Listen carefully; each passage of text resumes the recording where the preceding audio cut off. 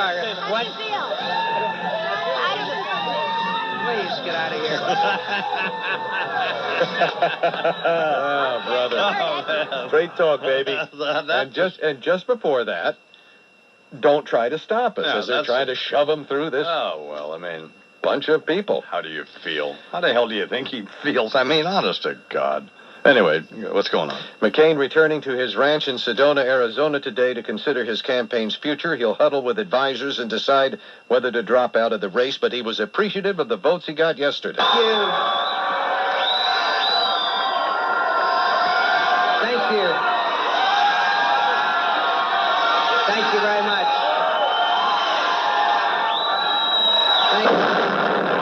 We need a better cut than him saying thank you. Thank you? I mean, what is that? I mean, that's idiotic. Come on, don't bring cuts like that in here. I mean, that's just thank you, and cheering. What is that? I don't know. Go ahead. Get some substance here. God almighty. It was a Super Tuesday, certainly, for George W., who won the three biggest states, California, New York, Ohio, as well as primaries in four others. Bush also won caucuses in Minnesota and Washington state.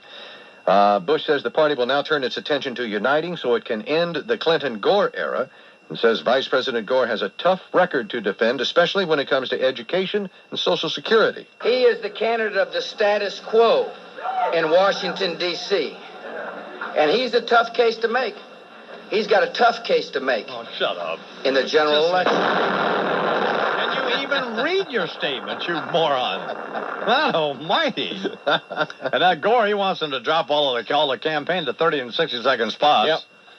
Yep. And debate twice a week. And Brokaw really hammered him last night. Brokaw says I can't paraphrase Brokaw, but did you see him? No, I didn't. Oh, he says to Gore, he says, well, sure, you didn't get religion until after Charlie Tree and the other guy, and until after Maria Shaw was indicted. That's what Brokaw said to him. And Gore looked like he had been punched in the stomach. No kidding. And he said, some incomprehensible reply to Brokaw. And wanted to tell him to get lost. Get out of here. It's a wonder he didn't say to Brokaw, please die. How dare you ask me something like that? So Brokaw just, it wasn't a sucker punch, but man, it was a great question. Yeah. Showing us something there. Yeah, it was way to go, Tom. Step up. Exactly. So that's the sort of question that these reporters ought to ask people, rather than how do you feel? Brokaw said, well, sure, you got religion after you got caught with your hand in a cookie jar. Yeah. God, you don't think Gore looked like he looked like Brokaw punched him. Just ashen. Oh, God, he couldn't talk. He was mortified. God, no, it was great. All right, well, we got a lot of other stuff coming up. Plus, we're going to talk to Brokaw. We're going to talk to Howard Fineman and Ron and Santa. The Imus Morning Business Report is sponsored by the New York Stock Exchange. Yesterday marked the second highest volume day in history, with more than 1.3 billion shares. Wow. Changing hands. And I finished The Keys to the Kingdom, the Michael Eisner book by Kim Masters, in which it essentially is Kim Masters talking to Jeffrey Katzenberg, hammering Michael Eisner. That's essentially what the book is. And it's just every awful thing that she could dredge up about Michael Eisner, and it just couldn't happen to a better person, because it's revealing Michael Eisner to be, in the estimation of apparently Kim Masters and a lot of other people, is just a lion weasel. An absolute lion, hideous, megalomaniacal phony. Bottom feeder. Bottom feeding, snail gut sucking weasel, backstabbing, horrid individual. And poor Frank Wells killed in that unfortunate helicopter crash up that, the skiing trip. Yeah. Trying to lay everything on him. And Eisner claiming until they produced these handwritten notes from Frank Wells about, they were trying to screw Katzenberg big time. They gave Katzenberg they thought it was a bogus deal. They thought it was a jive deal. They said, well, you can have 2% of the gross of all of these projects that you put into play, and the merchandising and all of that, thinking it wouldn't amount to much. Well, then, Katzenberg came up with The Lion King. Sure. With The Beauty and the Beast. And it amounted to a fortune. A Pretty Woman, and it amounted to, $300 million. And they were just horrified that they had to give Katzenberg this money. And the deal was that they thought they weren't going to have to give Katzenberg the money because if he left Disney in 1994. at the end of his deal or whatever. And they all hated each other, by the way, so one another. But, so not a more unhappy group of people on the planet than the people at Disney. I mean, just going to work seething with rage and resentment. And they still are. Oh, they'll never get over it. No, you know, Katzenberg now is over there at DreamWorks with Spielberg and Geffen, and I guess Geffen and Katzenberg get along okay, but so they already, he and Spielberg hate each other. No, it's just it's an awful situation, and there was a big thing in Variety yesterday about, I believe it was Variety, one of these tales about this big party that Spielberg and all of them, Katzenberg are throwing for Al Gore and Bill Clinton on the eve of the Oscars, as they're trying to drum up support for American Beauty, which is a DreamWorks flick. Yeah. The whole thing is just a bunch of dreadful human beings, dreadful, awful people, leading dreadful lives. Which is another reason I hate that little Nazi mouse and that whole. You know, I would marry Keeson Johnson before I'd ever take Wyatt Imus to anything to do with Disney. God, I mean, one time we were at the Four Seasons Hotel in Washington, D.C., and they put, because Wyatt has never seen any sort of television. He doesn't know who Barney is. He doesn't know the Teletubbies. He doesn't need that. He doesn't need to know. He doesn't know any Mickey Mouse, none of that stuff. You don't need that stuff. No, he doesn't. And then they put little goofy sheets or something in his crib, and he was horrified and frightened to death. What the hell are these things? I'm going to sleep on a rat. So, you know, just get this crap out of here. So good for Wyatt. Anyway. Well, the Wall Street Journal reports this morning that NBC is quitting the National Association of Broadcasters. Bob Wright wrote him a letter and saying, you know, we're upset that they won't support the easing of limits on group ownership of television stations. Well, good for good for Mr. Wright. We don't need you people. No, we don't need you. Representation. Stick it. And as a show of support for Bob Wright, who's been very loyal to me over the years, and dating back to when I went to rehab, I am returning my National Association of Broadcasters Hall of Fame plaque. That's it. To them, and resigning my participation in that Hall of Fame. It's enough of that situation. If I can find the plaque, by the way, it's got to be here somewhere, doesn't it? Do we also have a hatchet? And I'm giving back all of my Marconi awards. I take these things and stick them. Anyway, so that's what NBC's been up to. And the Dow was down 374 points, and we'll talk to Ron DeSantis sometime later this morning, although he's blowing us off for the bottom feeders over there. You can't suck enough hideously tedious Today Show, which irritates me. Anyway, that's the business report sponsored by the New York Stock Exchange. It is 16 after the hour. See John McCain. Senator, how do you feel? You are. How What? do you feel? Please get out of here. Okay, you heard it. It was always so easy. Brokaw. Roll this. Vice President, aren't you very vulnerable on that very issue as well? Because just last week in a federal court, Maria Shaw, who was one of your principal fundraisers 4 years ago, was found guilty on 5 felony counts. Well, I'm not going to comment on the case against her. The jury spoke, and it was a hard day for her. She has been a friend and supporter, but that's still in the courts. I can tell you this, that I've learned from the mistakes that both parties made in '96, the need for campaign finance reform. I've learned from my mistakes. Like John McCain, I bring personal experience to the cause and commitment of campaign finance reform. 3 of the 4 candidates running tonight in the elections support campaign finance reform. I think we need to have it, but we don't have to wait until the passage of that law. If the Republican nominee will join me, we can eliminate more than half of all the campaign finance with the elimination of the 30-second, 60-second ads and debate twice a week instead. But, Mr. Vice President, you only got religion after Maria Shaw and after Mr. Chung, Johnny Chung, and Charlie Tree. I mean, 4 years ago, the Democrats were every bit as guilty in the soft money area as you're claiming the Republicans are this time. Well, I first proposed for public... I mean, he looked like Brokaw had punched him, didn't he? Well, okay, God. All right, 23 after the hour. Well, here he is, the managing editor of the anchor of the NBC tonight, at least for us, was... and there was one. And there was one, absolutely. Was John McCain snapping at Maria Shriver, who was mortified that, the thing that was so offensive about all of that was particularly that pansy Brian Williams, just feigning hysteria at McCain telling Maria Shriver to just please get out. What did he say to her? Please just get out. Please just get out. She's trying to stop him. They'd already told her. They're trying to get this, the whole McCain entourage down a hallway into this ballroom so he could, cop to losing to a moron. And she's screeching at him, how do you feel? Why do you think he feels? Yeah. And so Brian Williams was mortified that McCain didn't recognize Maria Shriver and drop everything and stop and answer this idiotic question. And then she was just horrified that somebody had spoken to her like that, and it just... Oh, everybody. It was just like he'd been, poleaxed.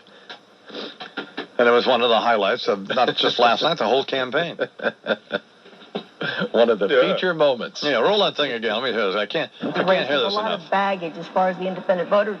Lisa, I got to interrupt you just as soon as I ask you the question. Let's go to Maria Shriver, who's in that hallway, see if she gets a word here with John McCain. Brian? Go ahead, Lisa. Brian? Go ahead, Maria. Okay, we're here. You can see John McCain. Senator, how do you feel? You are. How do you feel? Please get out of here. Please get out of here. You can already hear it. You heard it. I mean, that's just self-important schmuck. Yeah, we heard it. You're in the car with Uncle Teddy. You go home. Honest to God. I feel like Mary Jo Kopechne felt. Yeah, why did they use her anyway? She's just hideously, I'm sure she's okay, but she's hideously incompetent. And as these insipid questions. I know. And they're trying to get the guy through there, for crying out loud. Come on. And they just heard him say, don't try to stop us. How do you feel? How do you feel? Of course, if it had been Brian Williams, he'd still be asking the question. Well, in light of the superintendent situation here in the ramifications of the Democrats and their Christian right. 5-minute preamble before you get to how do you feel? Fort Sawyer would have been coming in to fill in. By the time he got it out. Put on some hairspray while I answer the question. Yeah, right? honest to God Almighty. But they, they're trying to make a huge deal out of it over on the Today Show, and they're just all mortified. And you can't see it enough. No. You can't see it enough. Roll it again. You can't see it enough. We're faced with a lot of baggage as far as the independent voter. Lisa, I got to interrupt you just as soon as I ask you the question. Let's go to Maria Shriver, who's in that hallway, see if she gets a word here with John McCain. Brian? Go ahead, Lisa.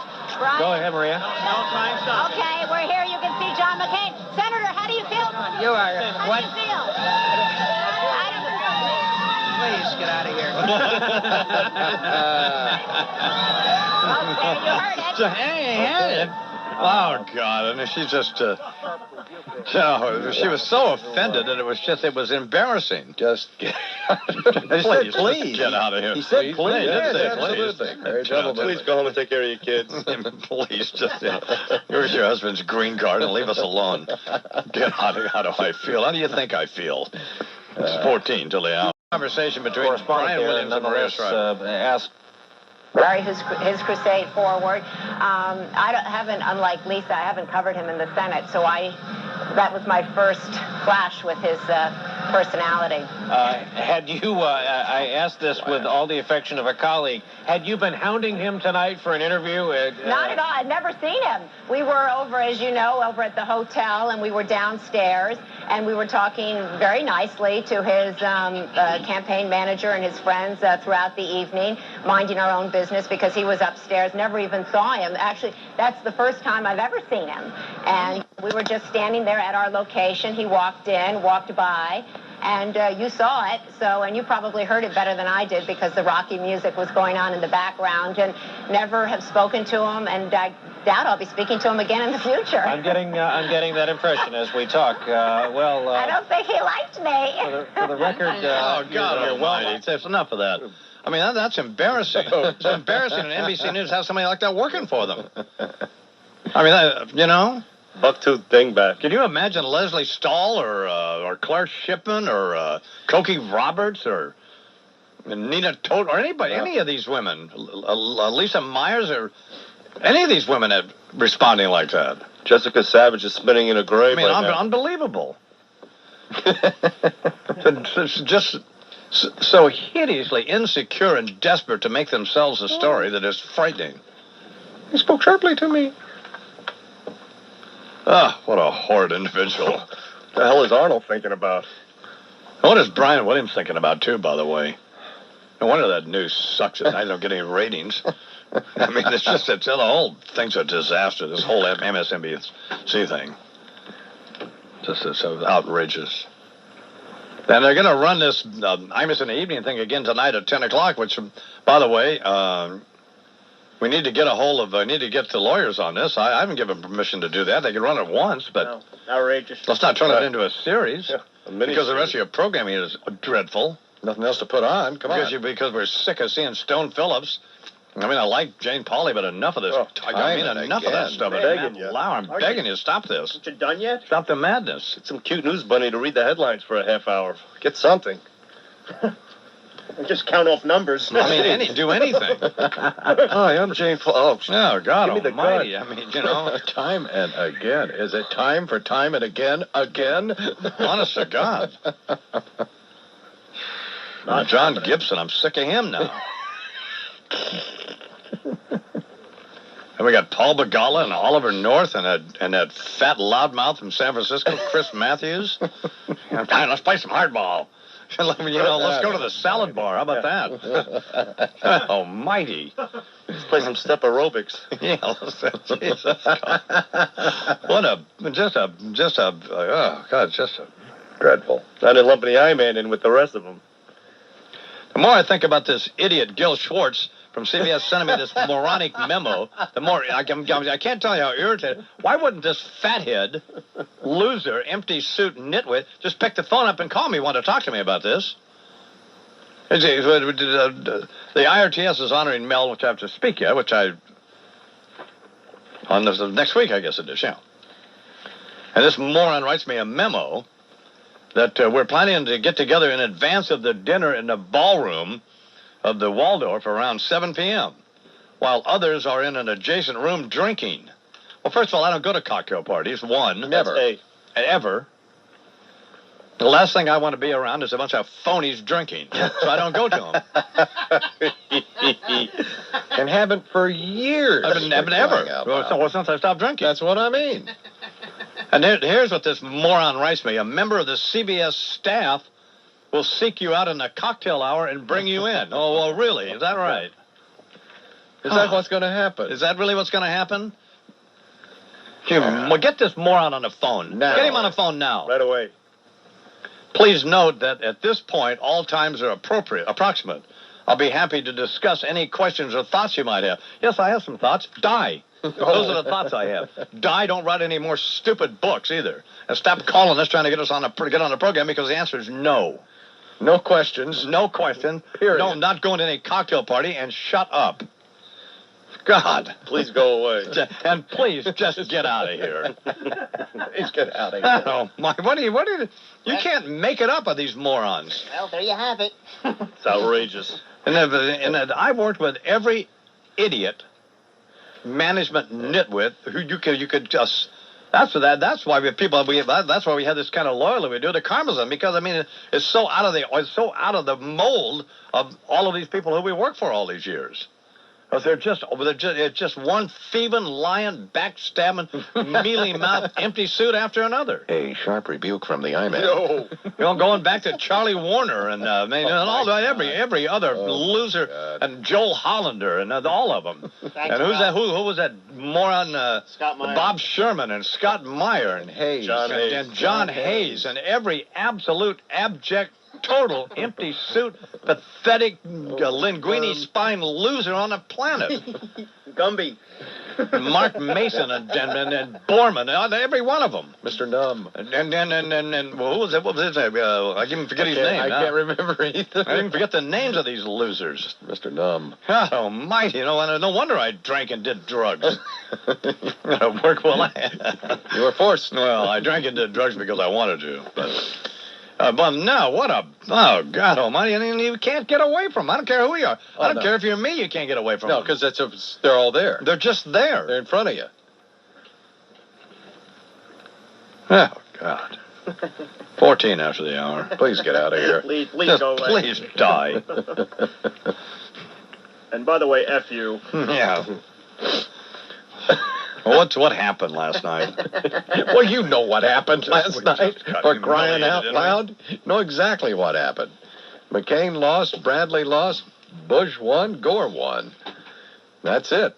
There's your ticket, for crying out loud. Did you see when Brokaw sucker punched him? Well, he didn't sucker punch him. No, that was That was a straight-up question. Legitimate, factual question. Gore looked like he'd been run over. Like you saw Vince Foster's ghost. Did you see that, Tom? This Maria Shaw, who was one of his chief campaign fundraisers, just got indicted last week.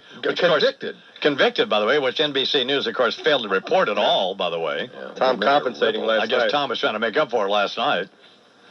CBS devoted 19 seconds to it, and ABC devoted 24 seconds to it, or maybe it's the other way around. Yeah. But in seconds. The idea. Right. There's no bias. And Gore acted like he barely knew the woman. Right. She's the one. She put together the Buddhist temple thing. And by the way, the Secret Service had that visit to the Buddhist temple listed on their sheet as a fundraiser. Hello. But he didn't know. And you're going to vote for Al Gore? Oh, well, you know, unbelievable. Now, all for that campaign finance reform. Oh, well, I mean... Because he owes a debt to John McCain for bringing that issue to the forefront. You got it. I mean, just going back to that thing with his sister. You know, using her death as to try to run a family tragedy up the flagpole at the Democratic Convention, and people actually vote for him. Mm-hmm. They think that's fine. And now we're all supposed to be mortified because John McCain snapped at warehouse butt in a hallway in Los Angeles, trying to get to where he had to go. Or those people saying, I don't think he likes me. Nobody likes you. Arnold, what gave you that clue? Hello. All right. Well, we'll talk to Howard Feynman from Newsweek coming up. Paul, you know what strikes me is how cold that woman is. In fact, I think you know just how much I hate Bill Clinton. Yeah. But there have been times when my heart has gone up to this man. In fact, she's so cold. If I had to crawl into bed every night with that cold woman, I might think about taking long glances at the Secretary of State. In fact, Don, if I had to wake up every morning next to the co-president and de facto chief of staff, H.R. Bob Clinton herself, I'd think about taking a shot at the Secretary of State. Aren't you a New York City police officer? I am, sir. Hold on, let me shut this dog up. Come on. Yes, I am. Why aren't you out there slapping puffy combs up alongside that jive head he is? You know what I'm saying? Taking a punch I hear you, son. I hear you. No. That's not what we want to do, Bernard. No. What was that? No, never mind. Just don't worry about it.